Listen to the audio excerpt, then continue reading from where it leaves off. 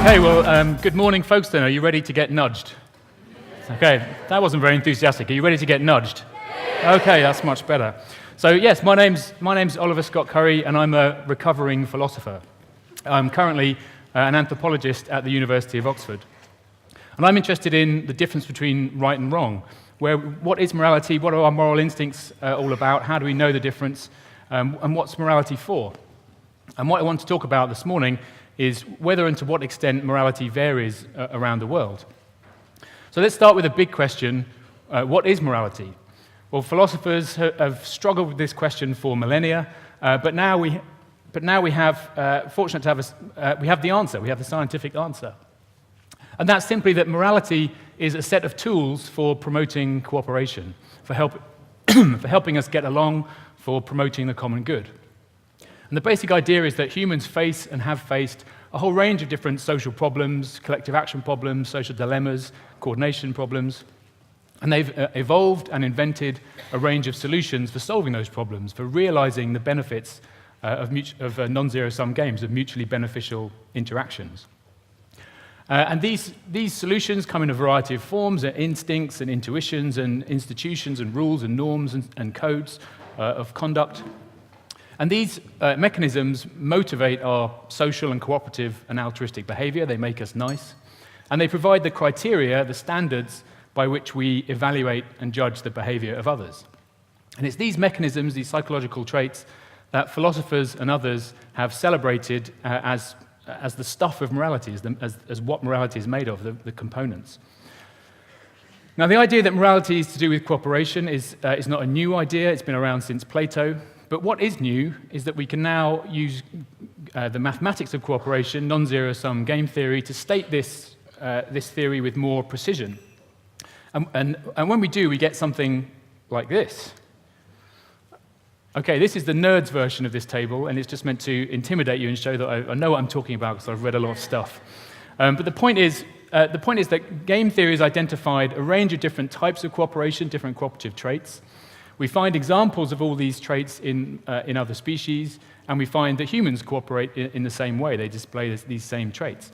And if you follow the logic through, in each case you can find moral philosophers celebrating these traits as the components of the good life, as good character, as good things to do. And here's a slightly more user-friendly version of the same table. So very briefly, the theory of kin altruism explains why we love our families and why we feel a moral obligation to take care of them and not have sex with them. It's very important. Mutualism explains why we work in teams and why we feel bonded with our teams, why we feel loyal to them, why we defend them against other teams. The theory of social exchange explains why we feel obliged to return a favor and why we feel pissed off if people don't return the favor back to us, if they cheat us, if they free ride. We also have a range of strategies for resolving conflict, for avoiding the mutual cost of a fight, of settling disputes more easily. Humans, like lots of other creatures, engage in ritual displays where they show off how powerful and show off their power and their status, and we defer to those displays to form a dominance hierarchy where resources are allocated by rank, so it reduces the degree to which we butt heads. We can also resolve disputes by dividing resources fairly and by deferring to prior ownership, to recognizing possession, which gives rise to property rights. So in each case, whether it's the moral obligations to kin, loyalty to groups, reciprocity and revenge, costly signals of our prowess, like bravery and generosity, deference and respect, fairness, equity, compromise, or property rights, in each case, this account of morality, by starting with the principles of cooperation, we can explain and mop up a whole range of different moral intuitions. So, at this point, one reasonable question is to ask, well, this sounds good, this sounds familiar, so far so good, but is this just a Western view of morality? Is this just a view that's biased by decades of economic theory and selfish geniury, or does it apply to all around the world? Or is it the case that different cultures in different places have radically different conceptions of morality and what morality means and what it's good to do? Well, this debate has been raging for centuries, a debate between universalists and moral relativists. And it's gone on that long largely because there's been no good evidence one way or another. And so what my colleagues and I decided to do was to try and get the data, try and get some evidence and find out once and for all. So what we did, was we went to the archives. We went to the Human Relations Area Files at Yale University. Is a huge database of books, of anthropology books, of ethnographic records of hundreds of societies around the world, which includes descriptions of all different aspects of their ways of life, including their ethical codes. And what we did was we focused in on 60 of these societies, and we extracted from this archive all the material on ethics, on moral systems, which resulted in I remember when my grad student turned up, having first printed it out, I thought it'd be a bit of light reading over the weekend, and she basically turned up with like a wheelbarrow with several meters of paper in it. So we extracted over 500,000 words describing moral systems from 600 different sources from these 60 different societies. What we're interested in, the brief version, is trying to populate this grid. So don't worry about the fine points. Just let it wash over you. So what we wanted to do is, so here are the 60 societies along the top, and then here are the 7 moral rules that we're interested in. And we wanted to see whether, in each society, whether we could find evidence that they regarded looking after your family, helping your group, returning favors, being brave, being fair, and respecting property, whether we could find examples of these moral rules in these cultures. And what did we find? Well, the short version is we found a lot of them. To a first approximation, we found most of these morals in most places. And obviously there's some gaps, but if anything, this is an underestimate. Because again, we weren't sending these anthropologists out into the field to record whether this was the case. We were relying on them having recorded it over the last 100 or so years when they were there. So if anything, this is the lower bound of how common these morals are. And as you can see, they're very common. They're all over the place. And 2 important points to make about this. One is that there were no counterexamples.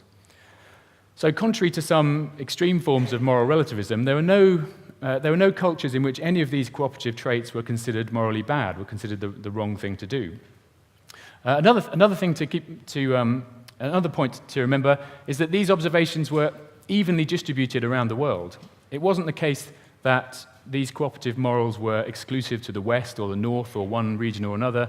They were found equally in all the different continents across the world, and it didn't make very much difference whether the societies we were looking at were hunter-gatherers or pastoralists or horticulturalists or the few examples of modern societies. So the surprising thing, having read through this material, was that there was really nothing surprising. So I fully expected, of course, we're going to find many examples of reciprocity and revenge and kin altruism and bravery. But I thought there'd be loads of weird things too. I thought there'd be examples of, in such and such a culture, it was moral to stand on one leg on a Tuesday, or it was important to slap your aunt on the belly when she's eaten cheese, or all kinds of weird things that were going to challenge this cooperative approach. But really, there was nothing like that at all. And I can confidently say that if you were to read through these 500,000 words too, there'd be nothing in there that would strike you as particularly alien or particularly weird. Over and over again, we found the same kinds of moral rules, albeit with some unfamiliar names, in culture after culture all over the world. So but this doesn't mean that all moral systems are identical, and that's not what we would argue. Although it wasn't the focus of our study, our impression was that although all people everywhere, more or less, have the same moral values, recognize the same moral impulses, they vary in the priority they attach to them, how they rank these different morals. So in some places, your duty to your family would trump, it's a trigger word, trump, your duty to your chief, for example. In other places, it was the other way around. In some places, there was an obligation to take vengeance if you were injured, to take revenge if you or your family were harmed in any way.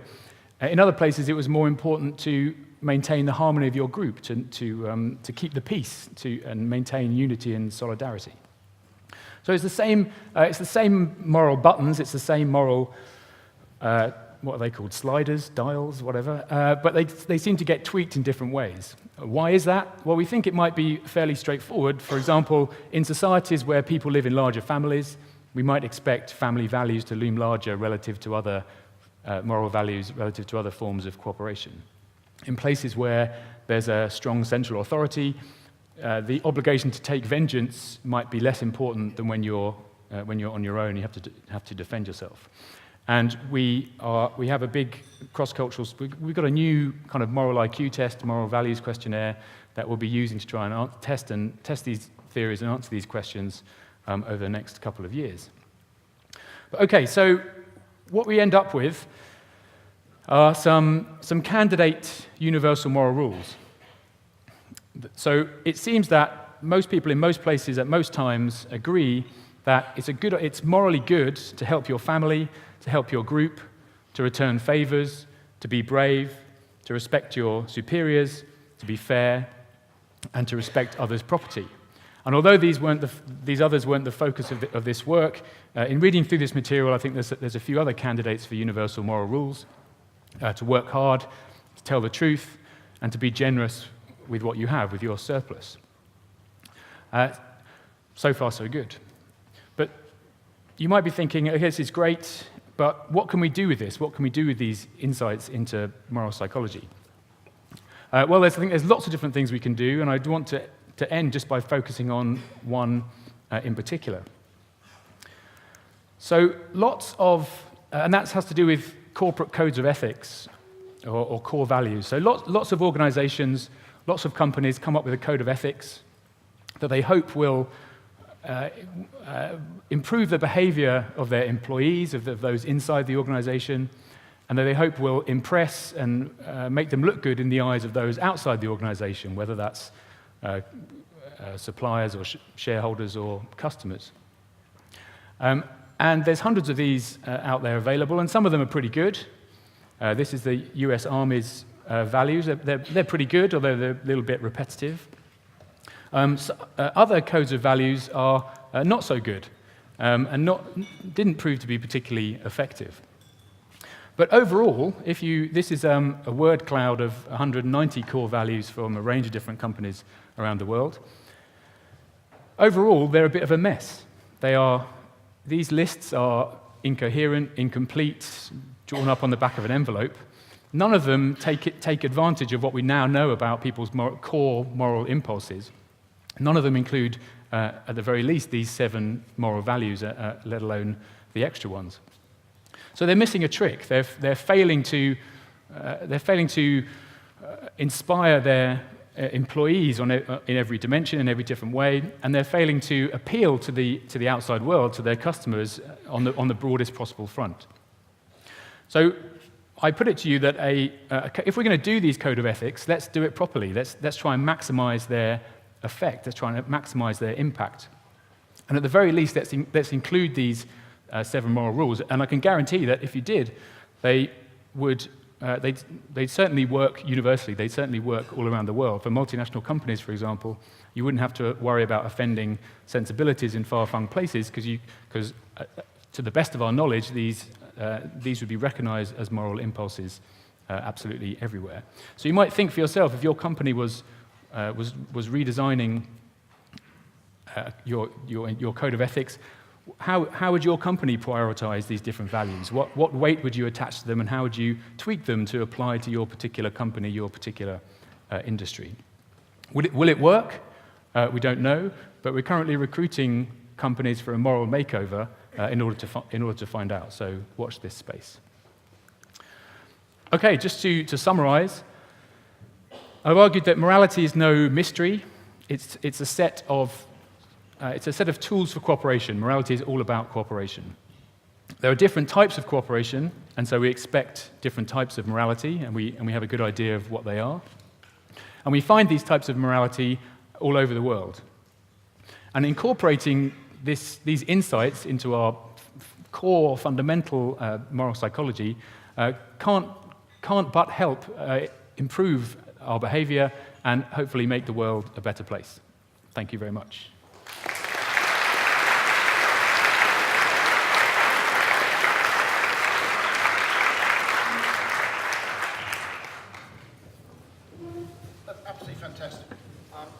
Just a couple of questions first.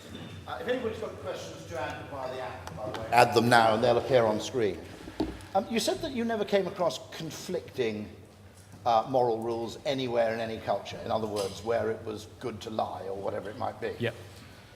Do you think, though, that some intellectualized forms of morality, like utilitarianism or indeed economics, which is kind of normative, do conflict with quite a lot of deep instincts? So, for example, economics would tell us that if we're not made any worse off, we shouldn't care if someone else gets a lot better off.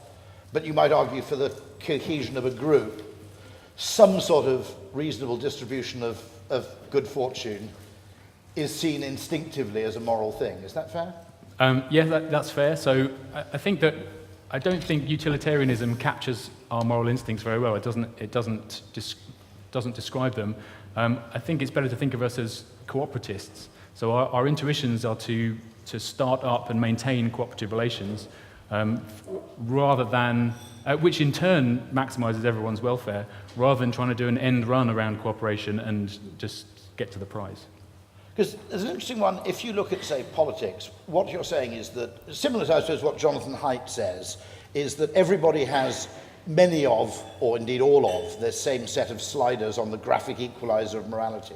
Where you get political conflict is not a question of what people care about, but how much. Is that right?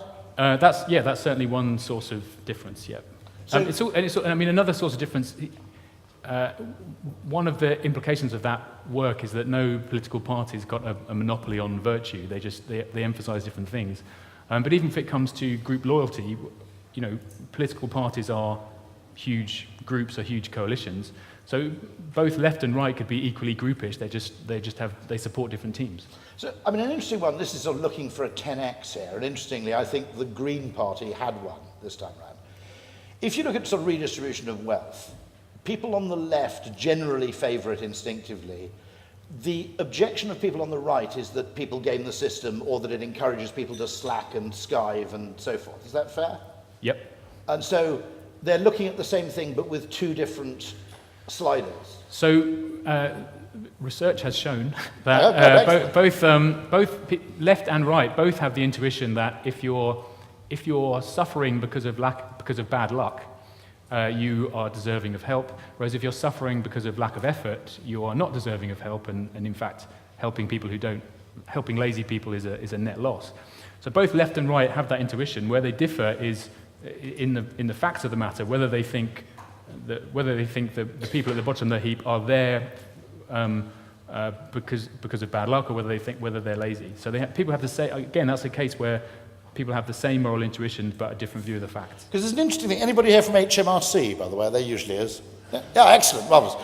Just an interesting observation, which is that a large part of the support for the guaranteed basic income, oddly, comes from the right. Now, it is redistributive, but because you can't game the system, in other words, you get the same amount of money up front, regardless of who you are. You can't exaggerate your own misfortune or whatever. Strangely, people on the right react to that with a much less hostility than they do to, conventional forms of wealth redistribution. I think yes, that sounds right to me. Yeah. Oh, that's hopeful. So that, along with the 4-day week, were my two favourite policy proposals of this election. So, two brilliant questions here. Would you exclude passion from corporate statements of values? Well, I would, because it's a bit boring, isn't it? It's a bit general purpose. Everyone's passionate about everything. Let's try and be a bit more. Let's shake it up a bit. Let's try and be a bit more precise. Let's try and press people's buttons specifically, rather than giving a sort of blanket statement. One final question about fairness. That here we go. Where's it gone? It disappeared, actually. How does that, some concept of fairness in particular, that you should distribute high fortune, in other words, if you receive a windfall, you should be more generous with it than with things you've earned. Yeah, well, so that's the flip side of what I was saying before about whether people are down on their luck or they're lazy. It's the same intuition applied to the haves. If they acquired it through hard work, people are more likely to think they deserve it and should keep it. If it was a windfall, then the intuition is that this is something they ought to share. Fantastic. And that was that last question there, the nature or nurture one. The short answer is it's a bit of both. But what we're doing in psychology now is, rather than just sort of rather than having the swingometer going backwards and forwards between nature and nurture, we're getting more specific about what the underlying circuitry is, the kind of innate circuitry, and that enables us to be more specific about which bits of the environment matter and why, and for different traits and different aspects. Is that sort of gene culture co-evolution, that it's kind of in lockstep, or? No, I mean, it's just the ordinary way organisms and brains are built. We have complicated circuitry that's designed to be sensitive to the environment, and the better understanding of biology gives you a better understanding of the environment. Wonderful. Thank you very much, Dr. Oliver Scott-Curry. Thank you.